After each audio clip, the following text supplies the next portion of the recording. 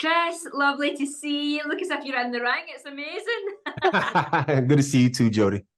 Listen, massive congrats on this. You blew me away. I absolutely loved this film. Talk to me about how difficult the training was for this movie. I mean, it's so hard to put into words how difficult it was. I think it's one of those things that you can only understand unless you're initiated, right?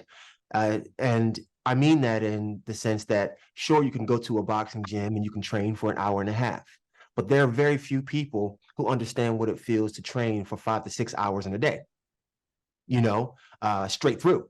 And that was my fight coach's plan the whole time. He said, Chris, Daryl Foster, he said, Chris, we're going to treat this as if you're training for the heavyweight title fight.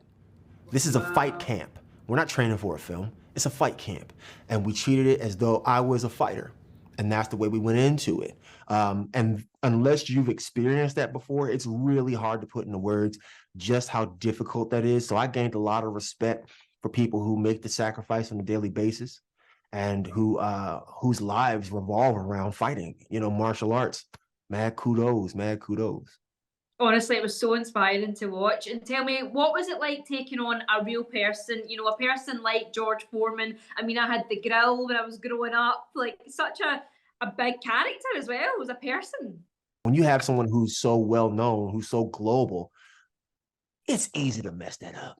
Yes. You can't just do whatever you want, so you got to be real specific. So I took my theater background and really understood what story we were telling. But then it was like, okay, I need to watch every bit of film I can find on him.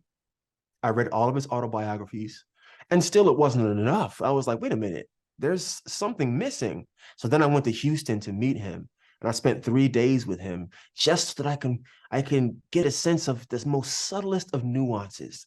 So I put all of those things together, and with the help of George Tillman Jr. and his vision, right, I was able to walk in with this big dossier of characterization and information that I had to help elevate the vision that George Tillman already had. Hard work absolutely paid off because you're incredible in this. One thing I did notice in the film is you have some pretty cool outfits outside of the ring. Did you get to take any home?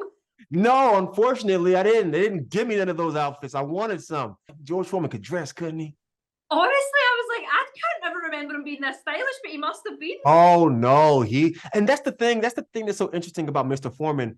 He was overlooked in so many ways that I think this film is so interesting because we're finally going to be able to really see just how big of a personality he was. Here's the thing. Mr. Foreman, everything he wore was bespoke. Okay.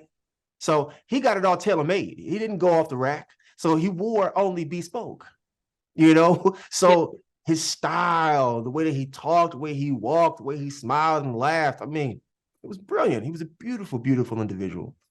Well, listen, I'm out of time, but I'm going to tell George when I chat to him that he needs to bring out a fashion line. Thank you so much, Chris. Thank you. See you later. Yeah.